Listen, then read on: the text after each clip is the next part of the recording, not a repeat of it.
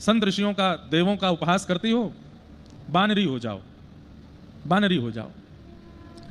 एक बात बंधुओं बड़ी समझने की है, कई बार ये जो 84 लाख योनियां हैं ना, इन योनियों में किसी कारण से ही व्यक्ति को जाना पड़ता है। कोई व्यक्ति यदि भयंकर धन के और पृथ्वी के लोभ में रहता है और लोभ में ही प्राण त्याग देता है, अगले जन्म में उसको सर्प ही बनना पड़ता है। उस सर्प बनकर के आता है, पूरी पृथ्वी उसी की हो जाती है। ठाकुर जी कहते हैं कुंडली मारे बैठे रहो, तुमने पूरे मानव देह में कुछ किया नहीं, केवल यही किया ये जमीन मेरी हो जाए, ये धन मेरा है, ये संपत्ति मेरी है, मुझसे दूर ना चली जाए। इसी लोभ के कारण अगले जन्म में सर्प बनना पड़ता है, और सर्प बनने के कारण बैठे रहो। कभी कभी सुनते हैं बहुत बड़ा तहखाना है लेकिन कोई खोल नहीं सकता, क्यों? बड़े बड़े सर्प हैं अंदर। सर्प करते क्या है? पूरे दिन केवल स्वामी बने बैठे रहते हैं कि ये संपत्ति हमारी है, कुछ कर नहीं पाते उसका। एक दूसरे की निंदा चुगली करते रहते हैं, खुदाई करते रहते हैं, इसने ऐसा कैसे कर दिया, ये कैसे हुआ, वो कैसे हुआ। चूहा बन जाते हैं अगले जन्म में, इसी प्रकार की स्थिति में जब प्राण त्यागते हैं। भयंकर परिवार के प्रति, संतान के प्रति अत्यंत मोह होता है, तो अगले जन्म में सूकर कुकर बनना पड़ता है। उनका भी मोह ऐसा ही होता है अपने संतान के प्रति। तो हमें ऐसा लगता है कि 84 लाख योनियां जो हैं ये निर्मित तो हुई, पर इन सब में जाने का कारण हमारा इस जन्म का मानव देह में किया गया कोई भी दुष्कर्म होता है। उसी में पता चला कि बानर कब बनना पड़ता है, जब संतों का, भक्तों का, वैष्णवों का जब आप उपहास करते हो, अपमान करते हो, तो अगले जन्म में बानर बनना पड़ता है। इसलिए कभी संत, वैष्णव, भक्त इनका उपहास नहीं करना। श्री भक्तमाल जी में नाभाजी कहते हैं कि कोई स्वरूप से संत है, भले ही वो अंदर से संत नहीं है, फिर भी उसका सम्मान करो। स्वरूप से तो संत है ना, उसका अपमान मत करो। अब भाई कोई वर्दी पहन करके आया है, भले ही भीतर देशभक्ति नहीं है, लेकिन वर्दी है तो पुलिस वाला ही ना, आप खड़े तो हो जाओगे उसको देख के। ठीक वैसे ही कोई स्वरूप से ही संत है, मन से नहीं है, विचार से नहीं है, बुद्धि से नहीं है, तो तब भी उसका सम्मान करो। तो कुंजस्थला नाम की जो देवी थी, इनको श्राप लगा और यही अंजनी मैया बनकर के पृथ्वी पर आई। लेकिन श्री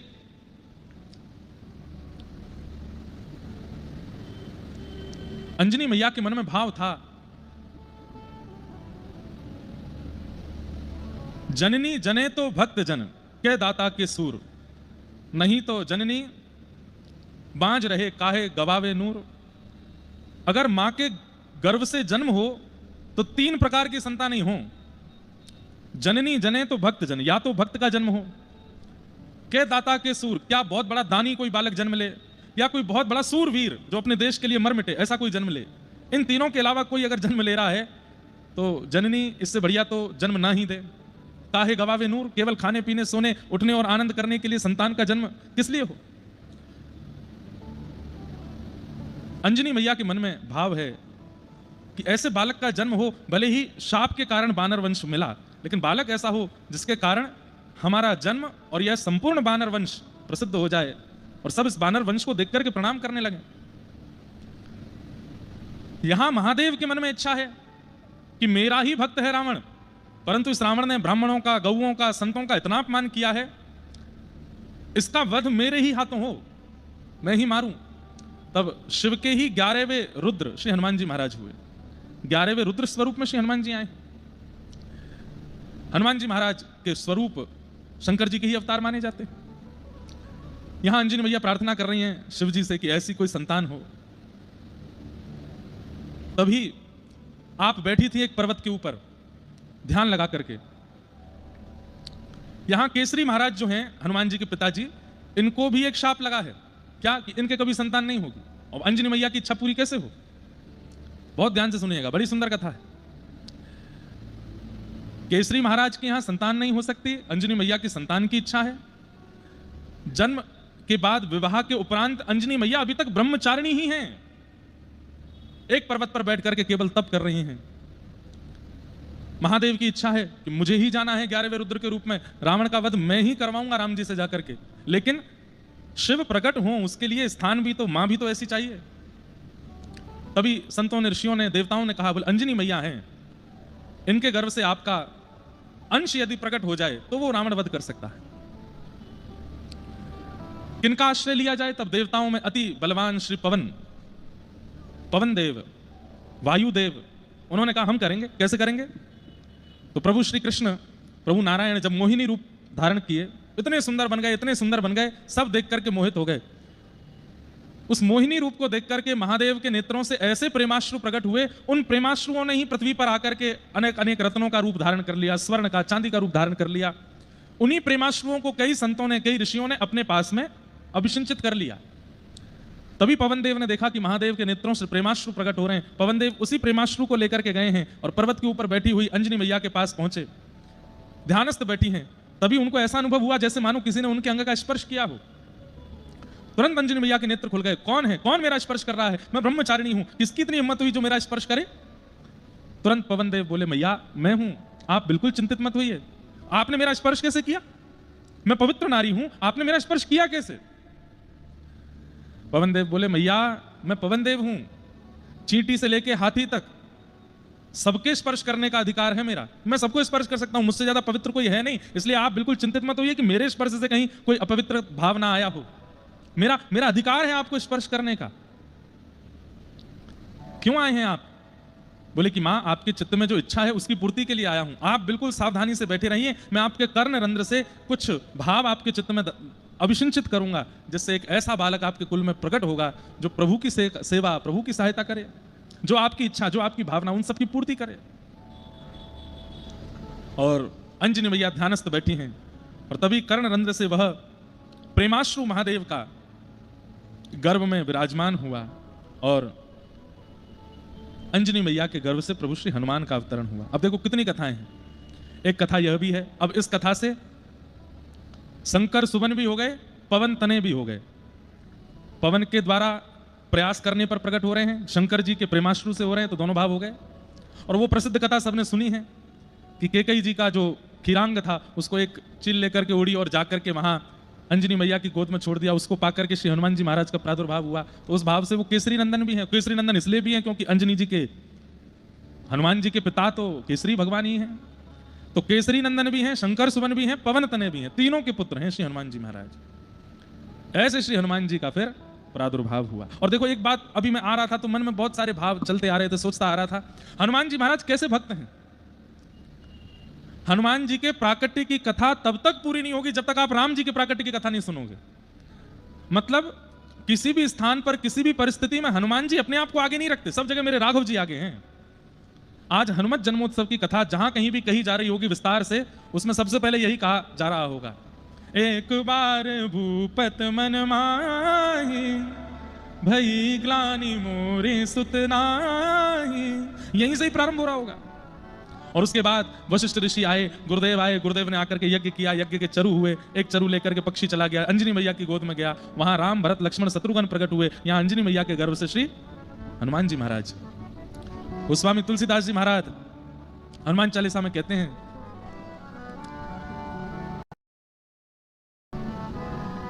रघुपति कीनी बहुत बड़ाई, आगे क्या है? नहीं हमको आती नहीं, हनुमान चालीसा में बताओ क्या है? रघुपति कीनी बहुत बड़ाई भरत सम भाई। क्योंकि भरत जी जिस चरु से प्रकट होने वाले थे कैकेयी मैया के गर्भ से, वही चरु लेकर के गई है चील और जाकर के दिया है अंजनी मैया को। इसलिए भरत जी और श्री हनुमान जी वो सम प्रिय हैं हनुमान जी को। जितना प्रेम भरत जी से करते हैं श्री राम जी, उतना ही प्रेम श्री हनुमान जी महाराज से करते हैं। क्यों? ये एक ही अंश से दोनों प्रकट हुए हैं, बहुत प्रेम करते हैं श्री हनुमान जी से। और हनुमान जी के प्रति प्रेम करने का जो मूल कारण है, वो कारण यही है कि हनुमान जी अत्यंत योग्यताओं से परिपूर्ण हैं, पर समस्त योग्यताएं छुपी रहती हैं राम भक्ति के अंदर। हमारे अंदर कोई योग्यता आ जाती है, वो तुरंत दिख जाएगी। जैसे मैं धनवान हो जाऊं, तो मैं अगर बहुत धनवान हो जाऊं तो मेरी आकृति, मेरा चलना उठना बैठना बोलना, मेरा सब कुछ बदल जाएगा और उससे पता चल जाएगा कि मैं धनवान हूं। मैं ज्ञानवान हो जाऊं, विद्वान हो जाऊं, तो मेरी भाषा, मेरी बोली, मेरी शब्दावली, मेरे कहने का ढंग, उससे पता चल जाएगा कि मैं विद्वान हूं। हमारे शरीर की गतिविधियां हमारी योग्यता का परिचय दे देती है। पर हनुमान जी को देख करके कोई नहीं कह सकता कि इनमें अत्यंत योग्यताएं हैं। क्यों? सब भक्ति के आड़ में छुपी रहती हैं, भक्ति के अंदर दबी रहती हैं। इसलिए हनुमान जी राघव जी को अति प्रिय हैं। इतना सब कुछ कर दिया हनुमान जी महाराज ने, लेकिन तब भी राघव जी को अति प्रिय हैं श्री हनुमान जी।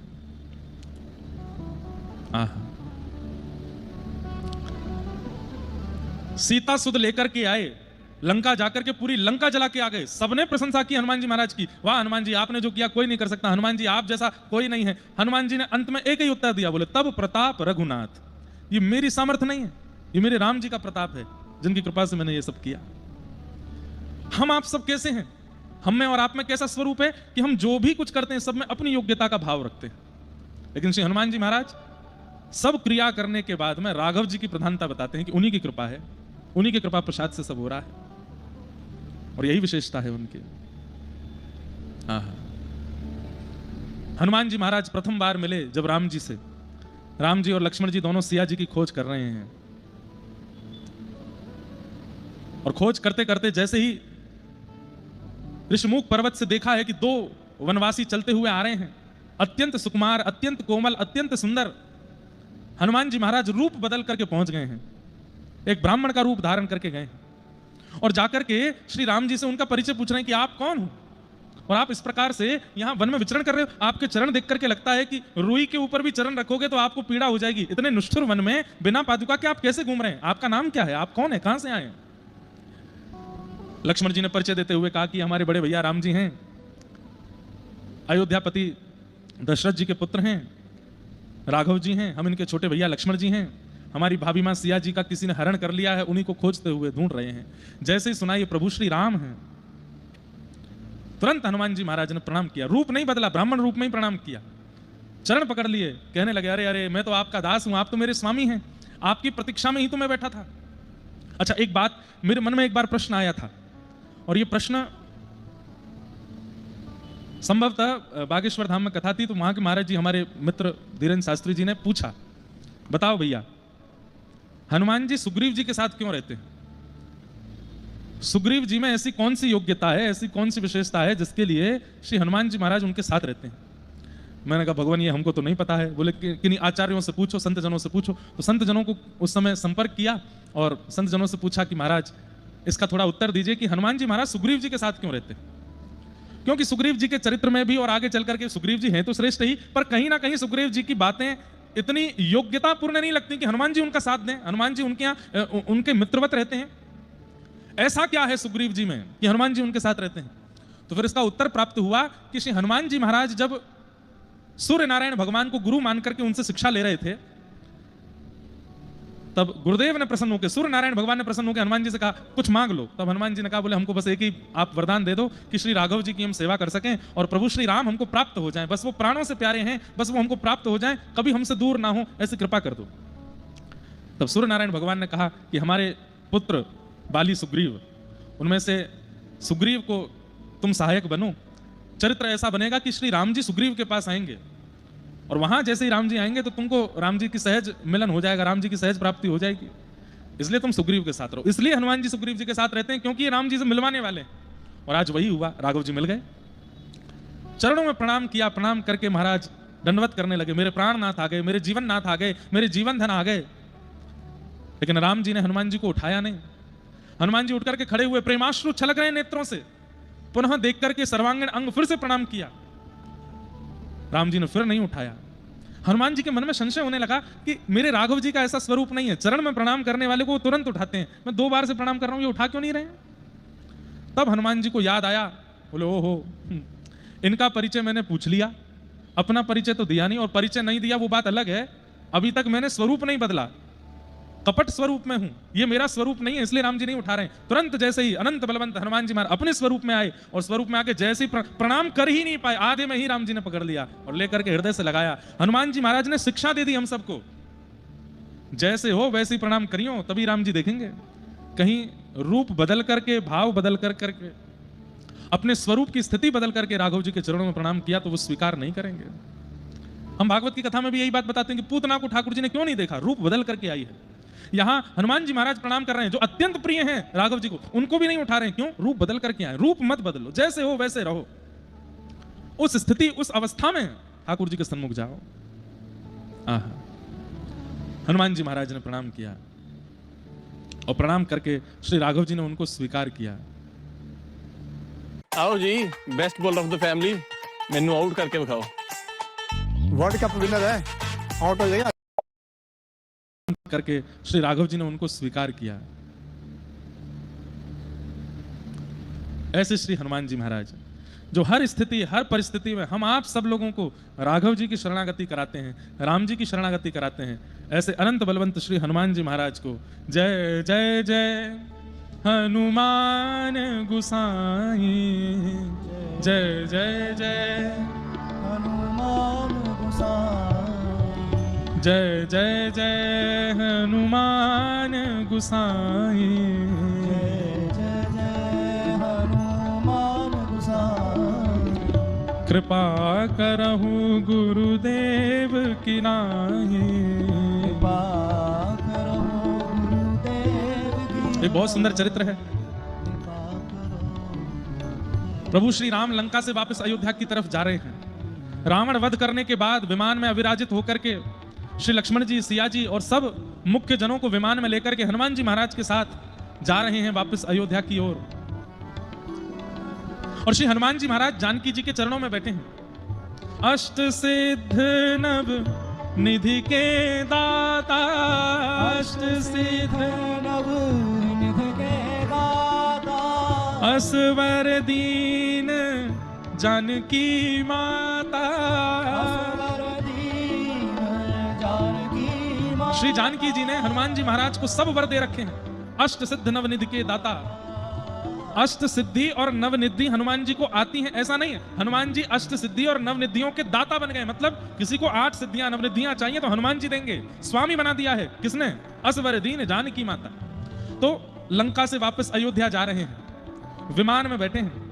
प्रभु श्री राम बगल में बैठे हैं, लखन लाल जी खड़े हैं, सब मुख्य जन विमान में बैठे हैं और श्री हनुमान जी महाराज बिल्कुल चरणों में बैठे हैं। और चरणों में बैठ करके लंका से लेकर के और जहां रावण ने हरण किया है वहां तक श्री हनुमान जी महाराज सब बताते जा रहे हैं। मैया देखो, यहां हमने ऐसा किया था, यहां से हमने सेतु बनाया था, यहां प्रभु श्री राम ने बैठ करके सब वानरों को उपदेश दिया था, यहां पर सुग्रीव के साथ प्रथम मिलन हुआ था, यहां इस स्थान पर मैं मिलने गया था, प्रभु श्री राम से पहली बार मैं यहां मिला था। सब स्थान दिखाते हुए, दर्शन कराते हुए जा रहे हैं।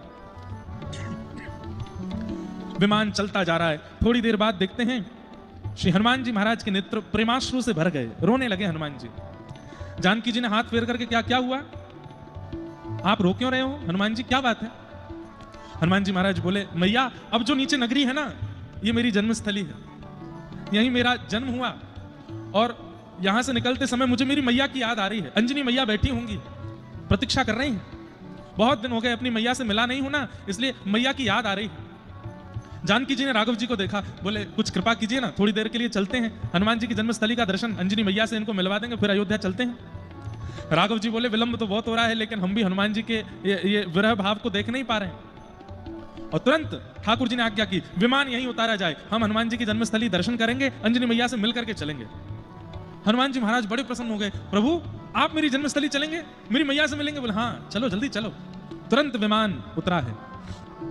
अब हनुमान जी की जन्मस्थली कौन सी है, इसके ऊपर भी बड़े प्रमाण दिए जाते हैं, परंतु मुख्य रूप से ऐसा कहा जाता है कि नासिक से त्र्यंबकेश्वर जाते हैं, वहां मार्ग में श्री हनुमान जी महाराज का जन्म स्थान मिलता है, ऐसा भाव रखते हैं। तो हम लोग प्रसंग सुन रहे थे, लंका विजय करके प्रभु श्री राम वापस अयोध्या जा रहे हैं और तभी हनुमान जी महाराज नगरियों का दर्शन कराते हुए चले, अचानक से भावुक हो गए, रोने लगे। तो श्री जानकी जी ने पूछा कि हनुमंत लाल आप रो क्यों रहे हैं? बोले मैया ये मेरी जन्मभूमि है, जो नीचे अभी हम जिसके ऊपर से गुजर रहे हैं, मेरी मैया अंजनी मैया बैठी है, वर्षों से मैं मैया से मिला नहीं हूं, इसलिए भाव में भावुक हो गया हूं। तो श्री जानकी जी ने राघव जी को इशारा किया, बोले यहीं विमान उतारो, हनुमान जी की जन्मस्थली का दर्शन भी करेंगे और अंजनी मैया से इनको मिलवा देंगे, हम भी अंजनी मैया के हाथ का कुछ प्रसाद पाके फिर चलेंगे आगे। राम जी ने तुरंत विमान नीचे उतारा। हनुमान जी तो नाचने लगे, आप मेरी जन्मस्थली जाएंगे? तो हमने दर्शन किया, नासिक से त्र्यंबक जब जाते हैं, त्र्यंबकेश्वर, तो मध्य में एक स्थान पड़ता है, कई जगह ऐसी भावना कि वो भी हनुमान जी की जन्मस्थली है, और उस स्थान का दर्शन करके आपको लगेगा भी कि हनुमान जी की जन्मस्थली, क्योंकि वहां के पर्वतों की आकृति और वो स्थान का जो भाव है बिल्कुल वैसा ही है। विमान उतार करके जैसे ही प्रभु श्री राम, जानकी जी और सब विशिष्ट जन उतरे हैं विमान से, हनुमान जी महाराज तो नृत्य करते हुए राघव जी को लेकर के चल रहे हैं। ठाकुर जी यहाँ से बाएं है जाओ, यहाँ से दाएं है जाओ, बस आ गई है, वहां पर्वत पर मैया बैठी हैं, अंजनी मैया ध्यानस्थ बैठी हैं। दूर से जैसे ही देखा, आहा, नृत्य कर रहे हैं श्री हनुमान जी। तभी देखते हैं कि ये तो हनुमंत लला हैं, अंजनी मैया तो बड़ी प्रसन्न हो गई, दौड़ने लगी, अरे मेरो लाला आ गयो, मेरो हनुमान आ गयो। लेकिन तभी देखती है ये पीछे कौन आ रहे हैं, ये श्याम वर्ण, गौर वर्ण और बिल्कुल कंचन जैसा वर्ण, ये कौन है। और थोड़ी समीपता से देखा तो क्या पाया कि प्रभु श्री राम, लक्ष्मण जी और श्री जानकी जी, उनको लेकर के हनुमान जी नृत्य करते हुए आ रहे हैं। अंजनी मैया तो अपने भाग्य मनाने लगी, धन्य है जो इच्छा रखी थी किस बानर वंश में ऐसा बालक हो कि बानरों को देख करके लोग हाथ जोड़ने लग जाया करें, वो आज सफल हुआ। ऐसी संतान दुनिया के हर मां को मिले जो राम जी को लेकर के घर आ रहे हैं, ऐसे नृत्य करते हुए आ रहे हैं।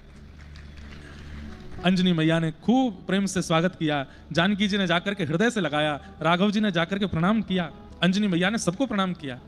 और हनुमान जी की स्थिति बोले जैसे कोई 2 वर्ष का बालक, 3 वर्ष का बालक सुबह अपने पिता के साथ कहीं चला गया हो और व्याकुल हो गया हो मां से मिलने के लिए, और शाम को घर पे आते ही मां की गोद में चढ़ जाए, मां के केश पकड़ लेवे और मां के साथ खेलने लग जावे, बार बार उनको आलिंगन करने लगे। इतने बड़े हनुमान जी महाराज मैया की गोद में जाकर के बैठ गए और मैया से ऐसा स्नेह, ऐसा प्रेम करने लगे जैसे कोई 2-3 वर्ष का बालक करता हो। ये देख करके जानकी जी के नेत्र सजल हो गए। हनुमान जी कितने बड़े हैं, कितने ज्ञानी हैं, कितने गुणवान हैं, लेकिन मैया के सामने छोटे बालकवत स्नेह कर रहे हैं। थोड़ी देर बाद अंजनी मैया ने कही, हनुमान जी, राम जी बैठे हैं, अब चलो ऐसे बालवत मत करो, ये राघव जी बैठे, उनको प्रणाम करो, चरण धोए। खूब सुंदर सामग्री अंजनी मैया ने पवाई, राघव जी ने प्रेम से पाई। पूरी लीला हनुमान जी सुना रहे हैं, मैया हमने ऐसे किया, वहां से फिर हम लोग पंपा सरोवर गए और उससे आगे फिर हम गए, और मैया मैं गया वहां से सीता जी की सुध लेकर के आया, राम जी की कृपा से सब हुआ। उसके बाद फिर हमने राघव जी को लेकर के गए, इतना विशाल समुद्र, हमने सेतु बनाया, सेतु बना करके लंका गए। ये सब बातें सुनकर के अंजनी मैया के मुखमंडल पर प्रसन्नता नहीं थी।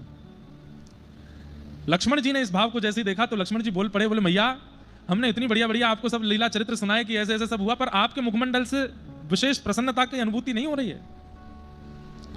तो अंजनी मैया क्रोध में भर के लक्ष्मण जी को देखती हैं और कहती हैं, बोले हाँ मैं प्रसन्न नहीं हूं। बोले क्यों?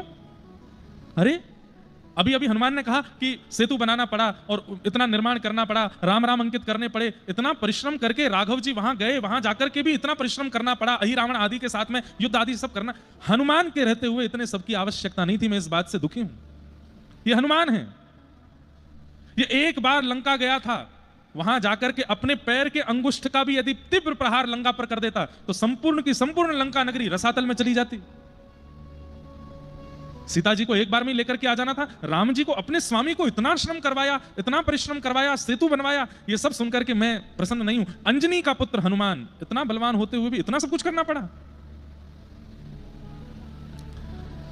लक्ष्मण जी महाराज आसपास कुछ और बानर भी खड़े थे, उनकी ओर देख करके ऐसा भाव करने लगे, कोई अपने पुत्र की इतनी प्रशंसा करता है क्या?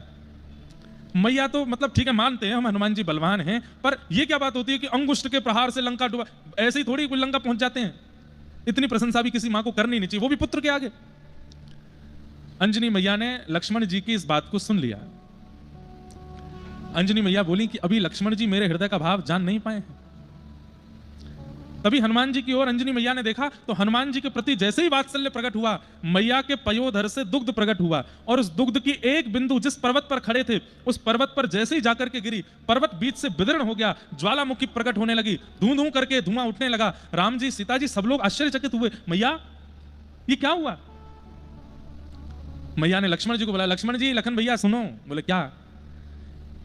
ये अंजनी के पयोधर के दुग्ध की एक बिंदु है जो पर्वत को विदीर्ण कर देती है। पृथ्वी में भी सामर्थ्य नहीं है कि वो अंजनी के दुग्ध की बिंदु को संभाल सके। उस दुग्ध में पला है हनुमान, उस दुग्ध को पीकर के पोषित हुआ है हनुमान, वो सामान्य नहीं है। और ये बात मैं जानती हूं, ये बात मैं मानती भी हूं।